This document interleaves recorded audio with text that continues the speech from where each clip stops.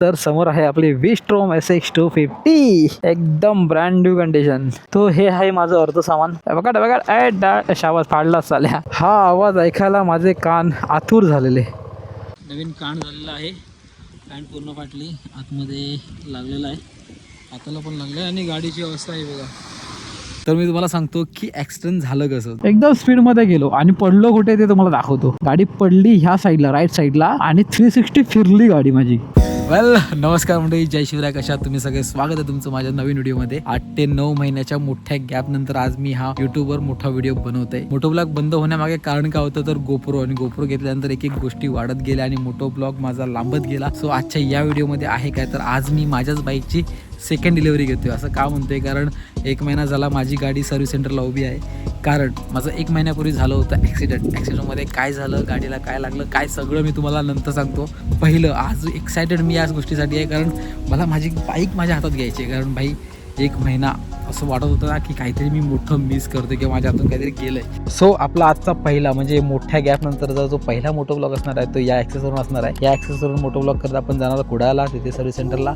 नंतर येताना माझ्या विस्ट्रोमवर आपण मोठो ब्लॉग करत येणार आहोत. तर जरा मोठो ब्लॉगिंग सेटअप माझा ॲडजस्ट करूयात. हा अँगल बरा वाटतोय का? ओके, जरा रस्त्यावर गेल्यानंतर समजेल आपल्याला. त्या गॅप नंतर आज मी फर्स्ट टाईम मोठो व्लॉग करणार आहे. तर ह्यावेळी होतं आहे काय ना, तर थोडीशी अशी भीती पण वाटते आणि बोलताना पण थोडंसं अडथळा निर्माण होतोय. वा एक टाइम होता इथे झाडच झाडी होती आणि एक टाइम आहे आता इथे घरच घर होणार. हालांकि ये ॲक्सेस मेरे पास अभी नहीं रहेगी. ही ॲक्सेस मी देणार आहे, ज्याच्याकडे द्यायची आहे तिथे. आता ती कशी देऊ मला समजत नाही, कारण मी एकटाच निघालो आहे. 2 बाईक कशा ॲडजस्ट करणार आहे, मग शोरूमपासून ही बाईक त्याच्या घरी कशी नेऊन देऊ आणि तिथून कसा येऊ शोरूमकडे, पण माझी गाडी कशी घेऊ, हा सगळा मला प्रश्न आहे. पण तो सगळे प्रश्न मी सोडून दिले, जे व्हायचं ते होईलच. सो हो, पहिलं आपण इथून सर्व्हिस सेंटरला जाऊयात, माझी गाडी आधी चेक करूयात. भाई 1 महिना विचार करा भाई, 1 महिना. मला ना माणूस कोण असला नसला काही फरक नाही पडत, पण भाई गाडी माझ्याजवळ नाही आहे ना, तर मला खूप असं वेगळंच वाटतं यार. खरंच म्हणजे खूप मोठं काहीतरी माझ्या आयुष्यातलं मी मिस केलं असं मला वाटतंय. असं मला कधी वाटायचं माहिती आहे, जेव्हा माझी आजी आमच्यापासून दूर गेली ना, स्वर्गवासी झाली, तेव्हा तसं वाटत होतं ना, तसं मला माझी बाईक नसल्यापासून असं वाटायला लागलं. इकडे सगळे ढग वगैरे सगळे दिसतात यार, 1 नंबर. खरं सांगतो, हे सगळे ढग बघून ना खूप आनंद वाटतो यार, खूप भारी वाटतंय. कारण काल एकही ढग नव्हता आणि त्यात काय तो इल ननो अन पन्नो काय ते जे आहे ते इल ननो असं काय ते काय आहे ते, ॲक्च्युली तो एक शब्द आहे. पण खरी वाट जी लागली आहे ना, ती वृक्षतोड, झाडं तोडली जात आहेत, जंगल तोडले जात आहेत, त्याच्यामुळे खरी वाट लागली. आणि यावर कोणच काही बोलत नाही आहे. फक्त एवढंच बोललं जातं आहे की असं होतं आहे, ते तसं होतं आहे, पण ते मुळात का होतं आहे, कशासाठी होतं आहे, ते त्यावर कोणच बोलत नाही आहे. सो आता पहिलं काय काम आहे, तर मी जाणार आहे पेट्रोल पंपावर, पेट्रोल टाकणार गाडीमध्ये. तिथून मग डायरेक्ट कुडाळ शोरूमजवळ जाणार, गाडी सगळी चेक करणार. भाई गाडी, आणि खरं सांगतो भावानू, जे ॲक्सिडेंट झालं ना, त्या ॲक्सिडेंट नंतर माझी हालत खूप बेकार झाली. ॲक्च्युली मला ॲक्सिडेंट नंतर मला काहीच लागलं नाही, फक्त पॅन्ट फाटलेली आणि 1-2 ठिकाणी जखमा होत्या. मात्र जे सगळं लागलं ना, ते सगळं माझ्या गाडीतच लागले यार. आता ते काय काय लागलं, काय काय पार्ट गेले, घालावे लागले, रिपेअर झाले नाही झाले, किती खर्च आला, हा सगळा भाग मी तुम्हाला नंतर सांगणारच आहे, जेव्हा माझ्या हातात गाडी येणार. यार बरीच लोक आहेत ना, ती नॉन गिअरवर मोठो व्लॉग करतात, नॉन गिअरवर टुरिंग वगैरे करतात. ते कसं करतात मला नाही माहिती, कारण मी जेव्हा ही नॉन गिअर गाडी चालवतोय ना, तेव्हा जास्त चालवच्या नंतर माझं बॅक पेन वगैरे व्हायला लागतं, शोल्डर वगैरे असे वळायला लागतात. आणि थोडंसं ना ब्रेकिंग करताना वगैरे, टुरिंग म्हणजे क्रुझिंग करताना, जेव्हा पळवताना वगैरे थोडीशी अनकम्फर्टेबल वाटते. कारण ह्या गाडीमध्ये जे ब्रेकिंग म्हणजे गाडी थांबण्याचा प्रकार आहे तो सगळा ब्रेकवरच आहे. गिअरवाल्या गाडीमध्ये कसं इंजिन ब्रेकिंग आपण करू शकतो, यामध्ये तसा काय प्रकार नाही. त्यामुळे मला ना थोडंसं हे लॉंग टूरसाठी अनकम्फर्टेबल वाटते नॉन गिअरची गाडी. पण कमाल आहे त्या लोकांची, मला वाटतं त्यांना सवय झाली असेल. अरे रे गोवा, राजेश सर गेले. राजेश सर भाई 1 नंबर माणूस आहे माझ्या आयुष्यातला, निस्वार्थी माणूस ज्याला म्हणतो ना, तो आहे तो राजेश सर. सो आता पहिली गोष्ट आहे ती म्हणजे पेट्रोल टाकणं. लेफ्ट साईडला आता पेट्रोल पंप आहे, तिथे जर गर्दी असेल तर आपण पुढे जाऊन पेट्रोल टाकायचं, कारण पुढे बरेच पेट्रोल पंप आहे जिथे आपण पेट्रोल टाकू शकतो. आता काय तो पेट्रोल न मिळण्याचा काही इश्यू नाही आहे. तर शोरूमला जाऊन मला थोडासा डाऊट काय होते माहिती आहे, इन्शुरन्समध्ये. आता होतं आहे काय, तर मला त्यांनी अजून बिल नाही पाठवलं इन्शुरन्सचं. इन्शुरन्सचं बिल मला पाठवल्याच्या नंतर मी ते त्या इन्शुरन्स क्लेमवाल्याला पाठवणार, नंतर तो प्रोसेसिंग करणार, नंतर किती मायनस करायचे आहेत, किती ते देणार आहेत, किती मला भरायचे आहेत, हे सगळं डिस्कस होणार, ते समजणार, त्यानंतर मी पे करणार. म्हणजे या सगळ्या गोष्टीला थोडासा वेळ जाणार आहे. आणि या गोष्टीला वेळ झाला तर 6 वाजता शोरूम होतो बंद, म्हणजे सर्व्हिस सेंटर होतं बंद. थोडासा डाऊट येतो आहे की नक्की मला गाडी मिळेल की नाही. मिळेल यार, पॉझिटिव्ह बी पॉझिटिव्ह. सो इथे थांबण्याचं कारण ते म्हणजे माझ्या कॅमेऱ्यामध्ये कसा आवाज आणि किती क्लिअर झाला आहे, कनेक्ट झाला आहे ते बघूयात. कोण नाही आहे, चला गुस्सा. आपल्याला इथे टाकायचं आहे पेट्रोल. हां, कोणतरी येता बाबा, लवकर हॉर्न मारला.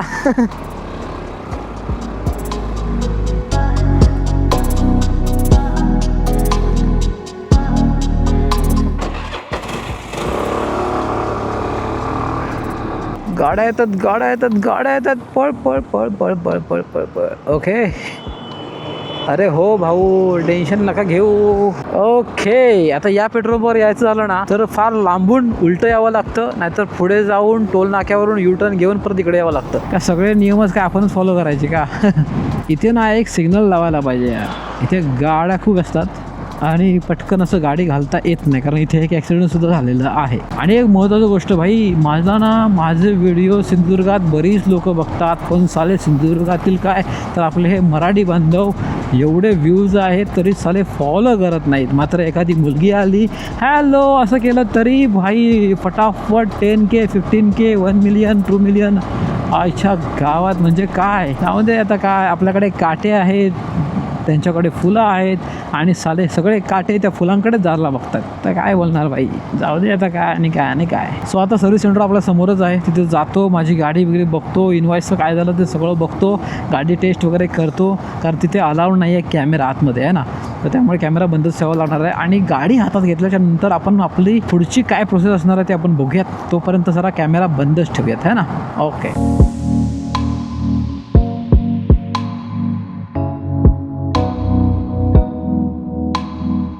तर हे सगळे आता गार्ड मी घेऊन चाललोय. तर झालं काय ना ते तुम्हाला मी जरा सांगतोच, 1 मिनिट. विस्ट्रोम एकदम ओके झालेलं आहे, सगळं काम झालेलं आहे. फक्त राहिलं कशामुळे तर मी 2 गाड्या घरी कशा घेऊन जाऊ, कारण ही जी गाडी आहे ना ही गाडी मला गुडामध्येच ठेवायची होती, पण जिथे ठेवायची होती तिथे ठेवणं कॅन्सल झालं. त्यामुळे आता 2 गाड्या कशा घेऊन जाणार, त्यामुळे विचार केला की बाबा ही गाडी घरी घेऊन जातो, सोबत गाडीचे अर्धे पार्ट, म्हणजे हे आता जे आहेत ना हे सगळे गाडीचे गार्ड्स आहेत, तर हे गार्ड आता मी घरी घेऊन चाललोय. तर उद्या काय करणार ना, कोणातरी मित्राला घेणार, अर्धे पार्ट जे बाकी आहेत ते पार्ट इथेच ठेवणार, मित्राला सांगणार ही गाडी तू घे आणि मी विस्ट्रोम घेणार आणि डायरेक्ट घरी.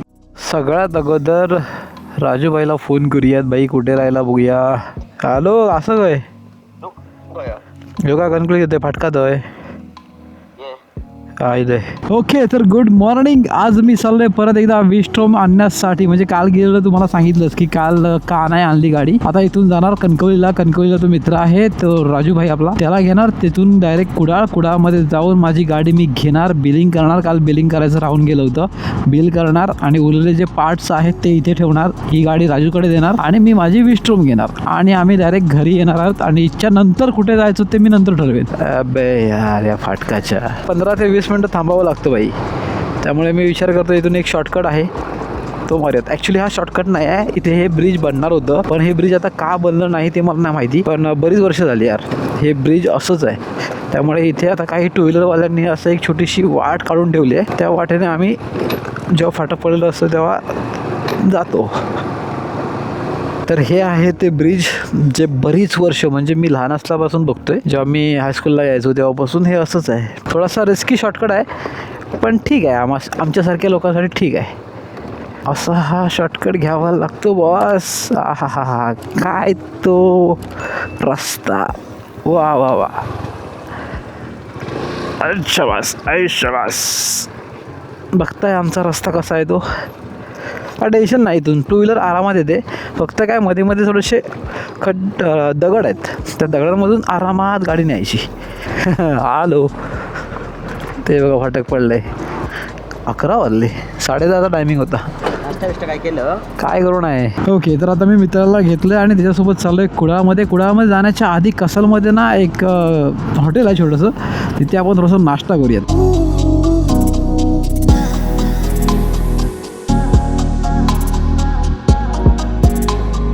तर समोर आहे आपली विस्ट्रोम SX 250. एकदम ब्रँड न्यू कंडिशन, एकदम युनिक.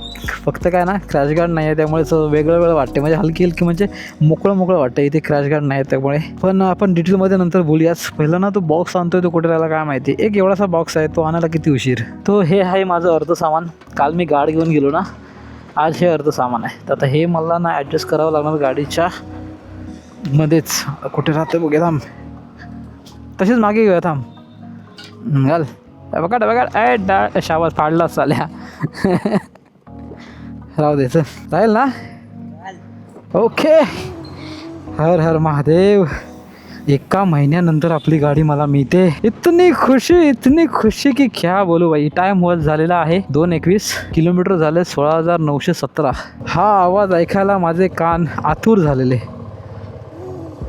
फक्त इथे आता फरक काय जाणवतोय ना, तर फरक जाणवतोय हँडलमध्ये. हँडल थोडंसं पुढे गेलंय, ते हँडल थोडंसं मागे करावं लागणार. ॲक्च्युली कालच मी करणार होतो, पण जो मेन मेकॅनिक आहे विस्ट्रोम गाडीचा तो न होता. म्हटलं ठीक आहे ना, जास्त मध्ये काय करायचं नाही. फक्त काय ना, हे 4 जे नट्स हे स्क्रू आहेत ना, हे लूज करायचे आहेत आणि मग नंतर हँडल थोडंसं मागे खेचायचं. आता झालंय काय, हलकंसं पुढे वाटतंय मला, ते फक्त मागे करायचंय बस, एवढंच. हा सुकून भाई सुकून. क्या बात आहे यार. 1 महिन्याच्या प्रतीक्षेनंतर फायनल आपली गाडी झालेली आहे रेडी आणि आता घरी घेऊन चाललोय.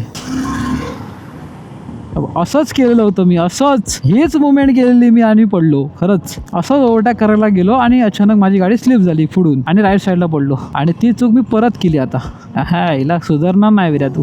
चला आधी इथे मस्त थंड गार एकदम उसाचा नाही लिंबाचं सरबत पिऊया. लिंबू सरबत.